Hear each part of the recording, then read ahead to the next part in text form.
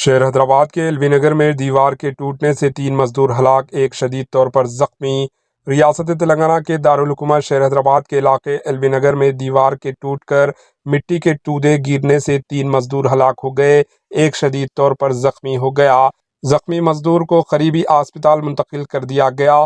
L B Nagar limits کے ستارہ hotel کے قریب ایک زیر تعمیر شدہ عمارت میں دیوار بنانے کے دوران یعنی سیلار کی دیوار بنانے کے دوران مٹی کے تودے گرنے سے 3 مزدور موقع پر ہی جان بحق ہو گئے، ایک مزدور شدید طور پر زخمی ہو گیا۔